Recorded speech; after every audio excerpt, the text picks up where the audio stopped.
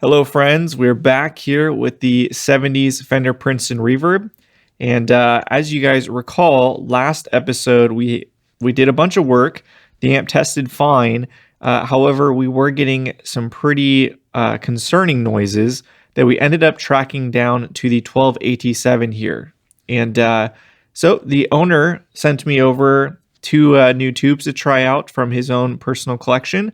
So we're going to go ahead and plug those in and see if we get a improvement there. So first we'll just do the baseline with the, this was a Jan GE 1287, which is a solid vintage tube. However, the two he had, unfortunately, were both bad. And we tested them in a different one of my amps as well, and the same exact symptoms showed up in that amp. So very clearly down to that tube. So let's go ahead and just turn it on, get our bass line, and then we'll swap tubes and see if it's better.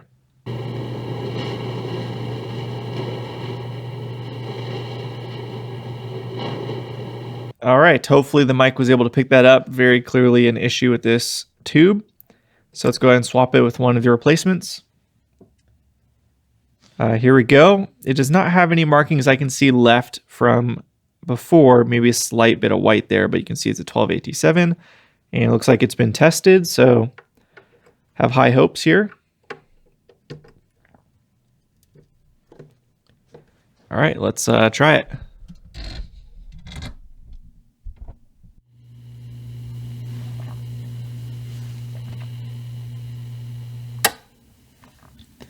Significant improvement there. So let's go ahead and swap the other one. Didn't hear any pops or anything. Noise floor way lower.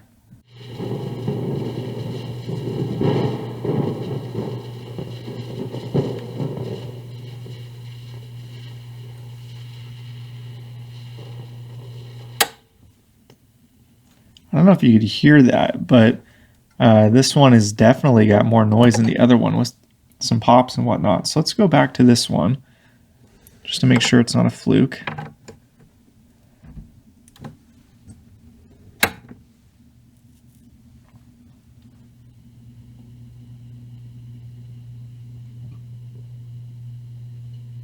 Noise floor is definitely lower with this one by quite a bit. So it seems pretty conclusive to me that this is the winner here. The amp is significantly quieter than it was with the original Jan GEs that were provided. And then one of the new ones was also similarly very loud and had some pops and crackles. So this is definitely the clear winner there, which is great. That's kind of what you get with new old stock and just vintage tubes in general. Sometimes they work great, even if they test fine on a tube tester. That doesn't always tell you the whole story. And you typically want to make sure you plug it into an amp that's working correctly to, confirm everything. So all good though. We've got the tube for this. It seems to be running very silent. Sounds very, very healthy so far. So next steps, the major thing is installing a mid spot, doing that mod. I've never done it before, but it seems fairly straightforward. So we'll be tackling that another night because frankly, it's like 50 degrees in my garage right now, 52, I think, and it's quite late. So I'm going to go ahead and end here and we'll pick it up probably tomorrow. And yeah, we're getting close on this thing. I'm super excited. I can't wait to really give it some playing and kind of let it run for a few hours and make sure it's all good to go. I'm going to do that before the mid spot probably, but I'm not going to film it because that doesn't really make sense. And then, yeah, with owner's got some speakers he wants to try in it. We're going to be doing a bunch of stuff with this. But yeah, stay tuned and let's move on to the next day. It's a rather rainy, cold night here in Southern California, unusually so. And we're back on the workbench with the Fender Princeton Reverb. We've been chipping away at this project for a while now. We've done a lot to it, as you can see, lots of resistor swaps, new bias setup, lots of cap swaps, etc. And yeah, things are looking good. So last time you guys saw this, we were working through just kind of the final mods to it. And then we also had an issue with a tube in it, which was the 1287 that was showing some really odd noises. And that's been rectified. So we've got new tube in there. So that's good to go. And I've been playing this amp through its cab for the past little bit just kind of letting it idle for a while, playing at various volume settings, quite loud, softer, playing reverb, trem, everything, making sure it's all seeming to be okay. And yeah, the amp seems to play great. Sounds very good overall. I would say it is a little, it might have some issues as we raise the volume up. And that's something that we'll have to figure out. Maybe that's more of a tube thing because it's got all old glass in it, or maybe some other resistors are showing some faults. We'll figure that out later. That's not a huge deal, but in general, it sounds very good and seems to be performing just fine. So with that, I opted to move forward with the next stage of this, which is the final mod the owner requested, and that is adding a mids pot. So Fender Princetons, they do not have a mids control, just treble and bass. Really just the big dog Fenders do like a twin. And this is a fairly common mod people do to these, though I've never experienced it myself. So I'm curious to see how this comes out. Now the plan is to replace the ground switch here, which to be honest, I don't understand what this does in an amplifier with a 3-prong. I have no idea actually. So this is more or less just wasted space as far as I'm concerned, and we're going to try and fit it right here. Now the owner did provide all the parts for this. We got a 25K pot here. We've got your knob and a bunch of various washers and whatnot, because I'm assuming the hole is going to be too big here for the pot, so we'll have to get some spacers or something. We will figure that out. But anyways, that's the plan for this video. Now, before I go any further when we start that, I was looking at this amp just a bit closer before I turned on the camera, and I realized this transformer is a little funky. And I don't know if anybody noticed this. Nobody commented about it, so I don't think anybody noticed it, but there's a lot of wires coming off this transformer. And in fact, too many. At least too many if this were to be the normal transformer that comes in these. Now, this is the factory transformer for this amplifier, date matched and all. However, yeah, it's got an extra pair and than what you would typically see in a Princeton. And I was just kind of following the leads because I was looking at this ground switch and removing it. I'm going to have to rewire some of this because it is in circuit. And I noticed that there's this green and black, sorry, not green and black, this red and black and yellow and black pair of wires that are twisted together, and they both culminate right here in the ground switch. And I'm going, what in the world are those? I'm not used to seeing that. And then I noticed you got this black and green and black pair that are also wound together, and those terminate right here at the switch, which is again unusual. You would see one of the primaries, the black there, and these are factory, by the way. So I was very confused, and it took me a while to really kind of start sussing out what is going on here. And my first inclination was, well, maybe this is one of those export model transformers. And I looked up the codes for those, and this is not that. It does not have the same code. So I kept looking, and basically I found a couple old forum threads talking about it. And these are, I'm not sure if they have an official name, but people call them basically like dual primary transformers. And the Fenders in this era, some of them did have this, and not just the Princeton. There were other models too that had this occasionally, including I think it was a Champ, the Bronco, and maybe more. So anyways, essentially, and actually I'm going to read the quote. So this is a quote from Paul Patronet from Mercury Magnetics, and this is what he had to say about it. So because this was a forum thread I found discussing this, and he calls this a dual primary winding. And so you can see you've got these leads here, and he basically says this. I'll just quote it directly. You connect both windings together in a certain way to get the single voltage for your country. This is the best way for an export transformer to be wound. When wiring it for an export voltage, the full copper of the primary will be used, where ladder type primary with 100 volt, 120 volt, 220 volt, 230 volt, and 240 volt leads will not use all of the copper on the lower taps. The 240 volt wire would use all of the copper, and as you go down the ladder, each lesser primary tap will use less copper and make the power transformer less effective. This is especially true on lower quality power transformers. So essentially, my inclination wasn't totally incorrect that this is for export, but it's a different way of doing it than the traditional export transformers.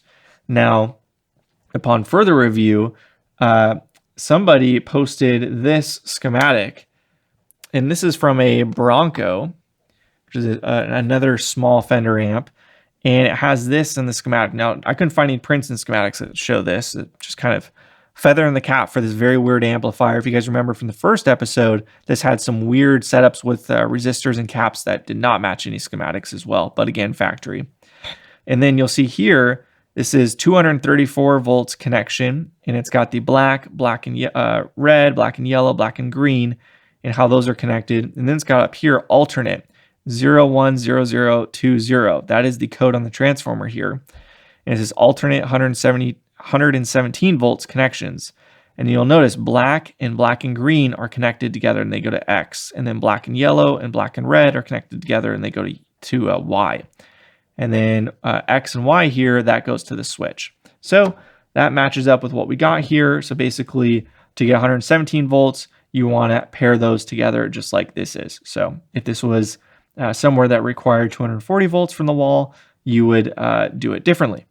Now, basically, all that means for me is I just got to make sure that this right here, the yellow and red, black and red, black and yellow, those two stay together. And they are connected, if you follow the lead, over here to the courtesy outlet, which goes to the neutral connection on the 3-prong, and then the hot, which makes its way here, and then makes its way over to the switch here eventually, because it goes here and then here to the switch. The other end of the switch, that's where you got these two. So these two are staying the same. Those are paired together per the schematic I just showed you guys. And then these two just need to make sure they're paired together as well. And those will connect directly to the neutral. So let's go ahead with all of that in mind. Just a little side, very interesting. This amplifier continues to impress me with weird little things, little quirks. Good old 70s Fenders, right? So we're gonna go ahead and disconnect all these wires here, and then we will remove this and start the process. So let's get to it.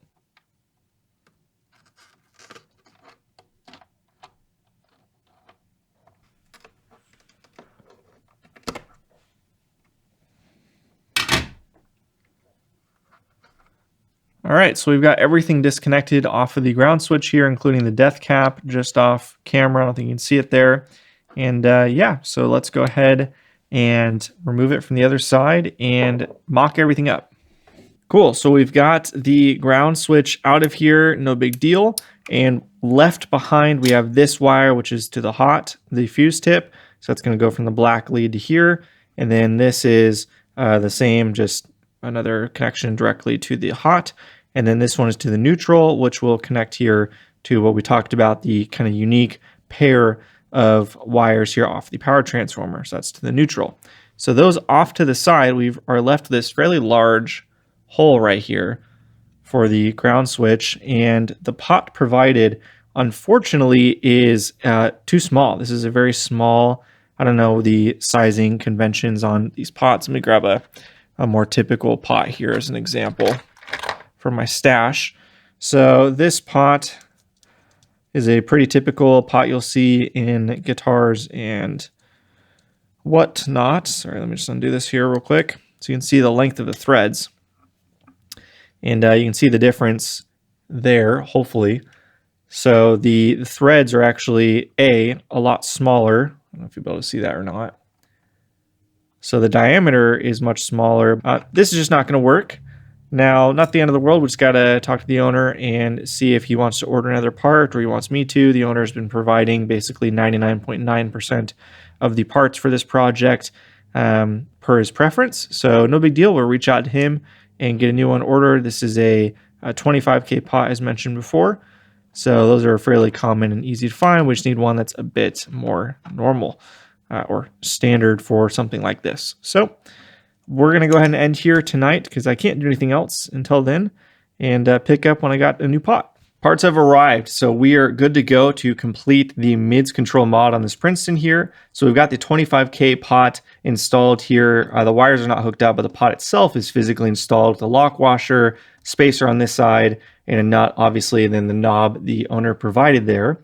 And then we've got a 4.7K resistor here. So this is what we'll be connecting to one of the terminals here off the pot to ground.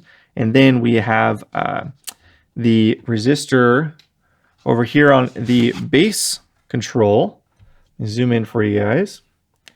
So this is what's setting the mids on a Princeton. So we're going to be removing that and replacing it with the coax cable provided by the owner.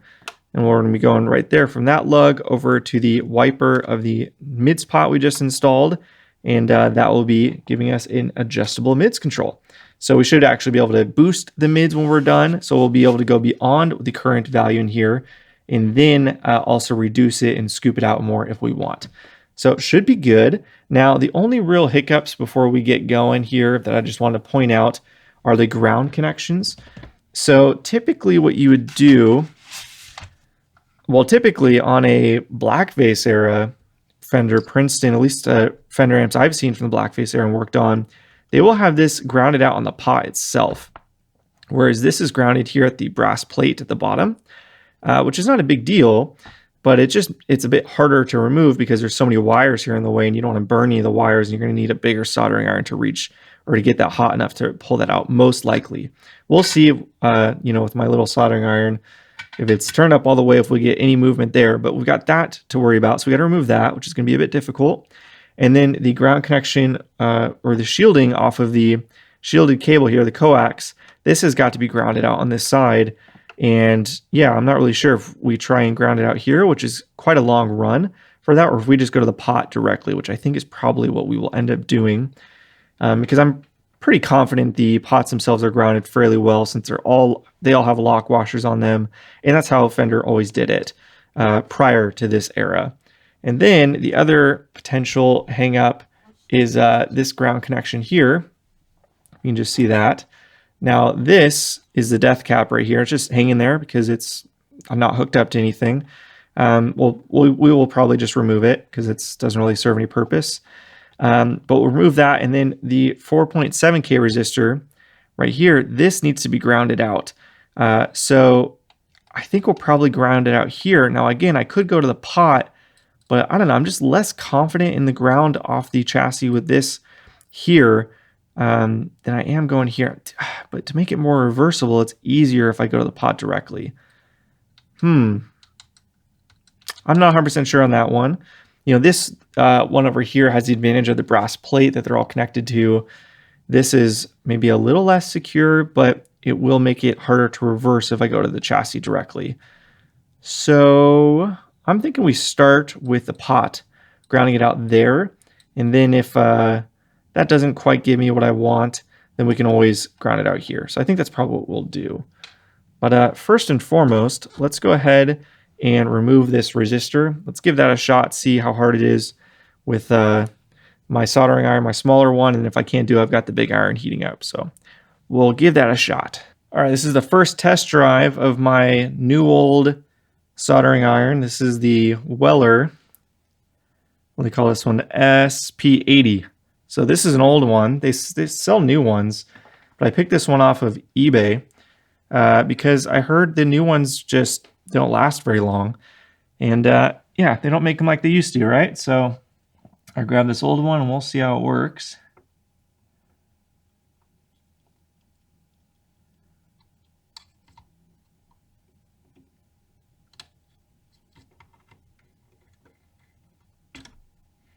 And it melted it like butter. Pretty good. That was my fault taking so long. It was for some reason that resistor was really hard to reach. All right, we will come back to that later. I just want to get that placed. And we got this floating in the way, but that's fine. So we want to connect the coax cable to that and figure out exactly how we're going to ground this sucker. You guys have a much better view of this at home than I do. Sacrifices for the good camera angle, right?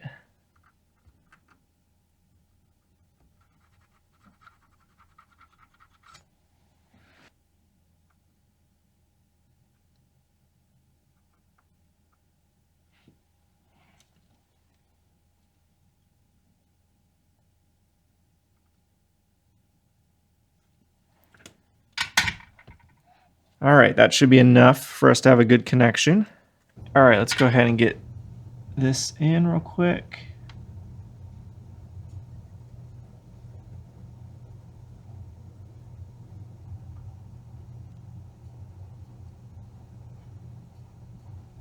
All right, perfect. That actually looks good. Yeah, I'm happy with that. Awesome. So now we can go ahead and move on. And let's go over to the pot side, the other pot side. All right, I am calling a bit of an audible here.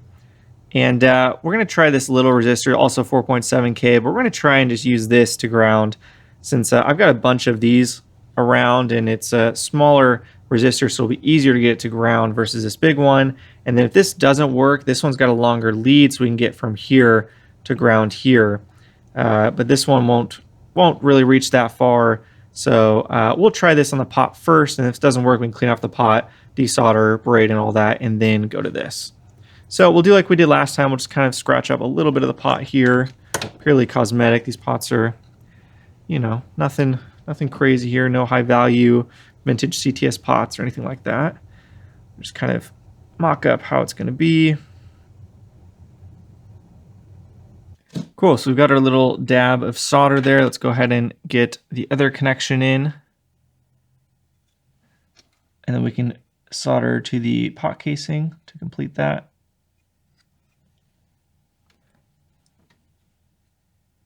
Let's go ahead and cut that lead real quick first, actually. So now let's go ahead and check our work with a multimeter. Yeah, so currently the knob is at 1. And then as I turn it up, I can reach around and grab it. As I turn it up, all the way, we're now at 22.6K. And I believe, if I remember correctly, the stock value resistor was around 6K. Somewhere around there, which is about 3.5 on the knob. So for the owner watching this, 3.5 on the knob there will give you about the stock value. And then anything up from there is a boost, and anything below is a cut versus the stock value. Cool. So now let's go ahead and run. We got this connection here. Let's get this a bit easier for me to work on now. So now we got this wire, and we can go ahead and run this. And I'm actually going to run it a bit out of the way, just so that we have more lead to pull from as needed, just in case. Yeah, I don't know, just to have a little bit of spare. So I actually might even run it through this, just so it's completely out of the way.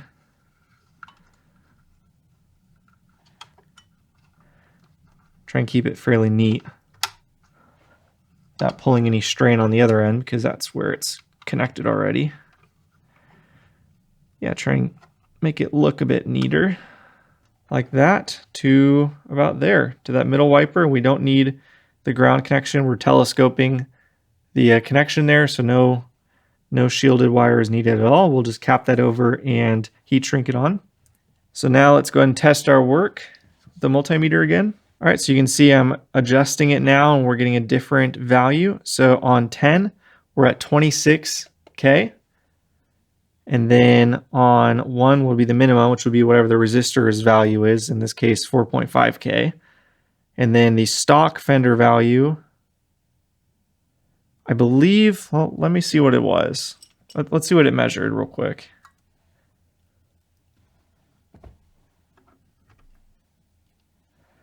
So the stock value was 6.7K. So if we go back here and find 6.7K,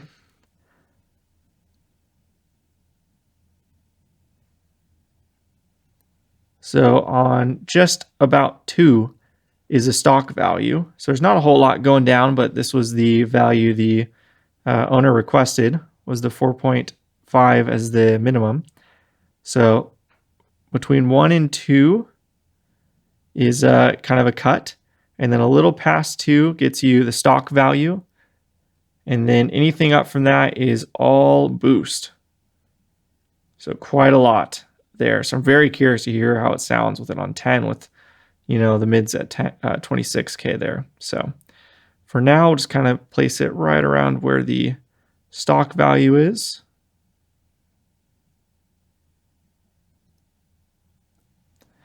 and we are good to go. Feeling pretty good about that. Now, the last piece of the puzzle here, I feel like I've said that a million times for this project because there's been a lot of pieces to puzzle, is the power connection. So the wiring here, we have to redo this. I mentioned earlier in this video, it's got a weird transformer that Fender used for a little bit. That's kind of like an export transformer, but a bit different. So these have to be connected to the neutral here, and this lead removed because it doesn't need to go anywhere. There was a ground switch here where it went, but that's no longer in play. And then we have to have a connection from here where this white connector is remove that, and then run a new connection from here over to the fuse tip. So for starters, we'll go ahead and remove the wires, and then we will tackle this courtesy outlet, which I've never worked on one like this before, so we'll see how easy that is. So this is a bit difficult for you guys to see and for me to also work on it. So we're gonna try this angle, and if I can't solder anything because it's such an extreme angle from my perspective, then I'll just have to not let you guys see all the work. But first, we'll just go ahead and start with removing this connection to the fuse. Let's remove the fuse first. It's not already, I can't remember. It was not. So let's remove this. Looks like the wire might be wrapped around. And then let's go ahead and tackle this area. Now that it's hard to show this, but it's clamped. The actual the wires here, unlike a normal courtesy outlet from the blackface era, which has kind of a regular eyelet kind of looking thing, like this here, it's clamped, which could mean that it's going to be really hard to remove these, and we might have to bring out the big soldering iron. So let's just see if I heat it up what happens, and if we can't get it out, then we'll have to figure something out. All these little things just kind of add up. Like, they seem like nothing really, you know, in isolation, but as they add up, it just further and further kind of illustrates why the blackface era is more valuable. Because tonally, I mean, there really shouldn't be any difference, assuming the schematics are as similar as these are. You know, the Princeton's changed very little. Yeah, it's not going to be hot enough to be able to get that undone. All right, so let's bring out the big soldering iron and see what we can do. And for this, I'm not going to be able to show you guys. Sorry. Wow, okay, that was a massive pain in the butt. Shout out, again, this is the star of the show, really, is this Weller SP80, new old stock one I picked up. Again, I bought it off eBay, just an old one, never been used, since all the recent reviews of them seem to have mentioned some issues of reliability. The older ones, you know how it goes, guys. Yeah, this audience definitely understands that the older stuff just tended to be built better and less planned obsolescence there. So anyways, that worked a treat because it has such a small chisel tip, much smaller than any of my other big irons. I could actually reach in there and without burning anything, grab on to the very annoying clamps that they have. This is just a terrible setup on this courtesy outlet. Just makes it really difficult to get a good connection and to swap wires. But anyways, we did it. So replace this white wire here. This is going from the hot over to the fuse tip. And then these two wires again off the transformer. This is what makes it ready for 117 volts, 100 and whatever, yeah, 117 volts. North American voltage here. Whereas if you had them in, it's series versus parallels, the different wall voltages. So that's good to go there. And then again, you can see the pot a little bit there, all wired up, and everything looks good. So I think we're now ready to go ahead and test it. Now it's pretty late here. What time is it? It's 1 a.m. if you can see that. So we are going to pause here and then we will go ahead and test it tomorrow, but I'm feeling pretty good.